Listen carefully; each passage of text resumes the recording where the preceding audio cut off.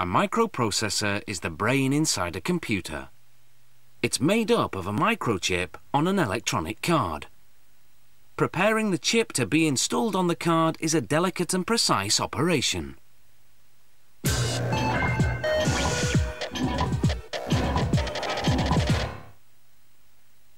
Scientists built the first computer in 1937, but it could only do algebra.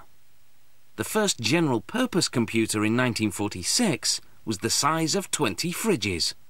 During the 1950s, transistors replaced bulky vacuum tubes. Then integrated circuits replaced transistors.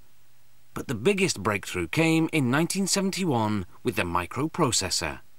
All the components on one minuscule chip, making today's personal computer possible.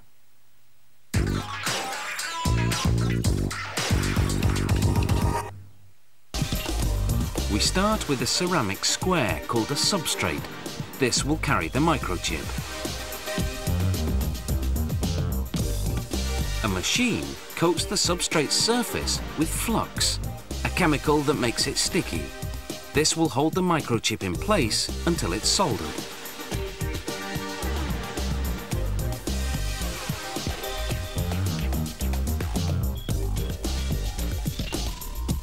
This facility receives the microchips ready-made, with all the circuits in place. A microchip is placed on each substrate. An infrared light guides the machine to place the chip in precisely the right spot.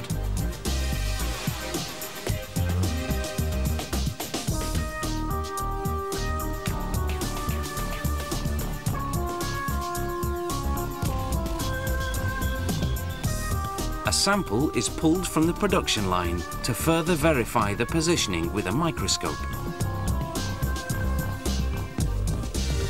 Next stop is the soldering oven at 360 degrees Celsius.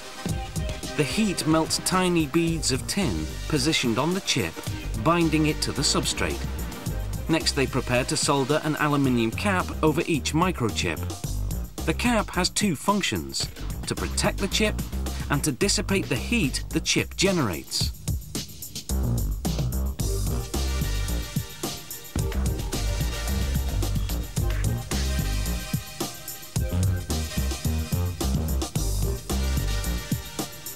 A robotic arm picks up 4 caps at a time and positions them over the microchips.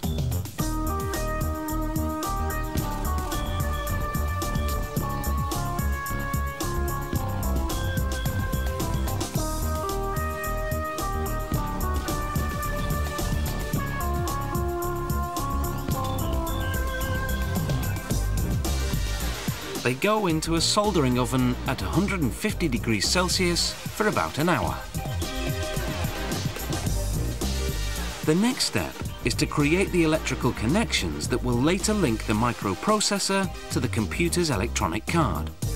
They start with tiny cylindrical pieces of tin called columns.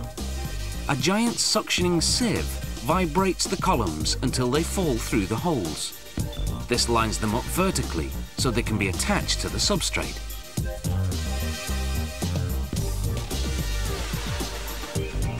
A thick adhesive paste is spread that attaches the vertical columns from underneath.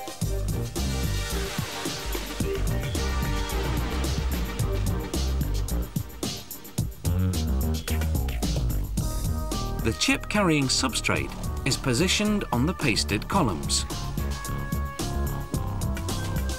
The result is a microchip with 1,000 connections.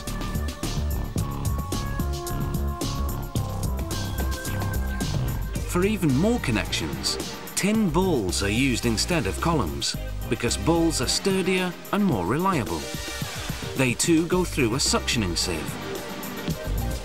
Only instead of paste, they're stuck on with flux, the same sticky chemical used earlier to position the microchip.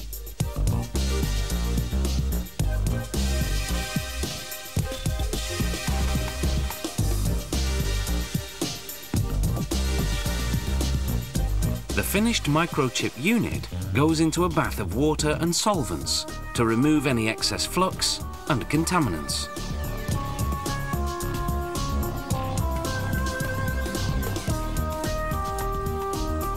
Last stop is quality control testing, including 12 hours spent in an oven heated to 140 degrees Celsius. From here, the microprocessor unit goes to another factory where it's soldered onto an electronic card. The little brain is then ready to get to work.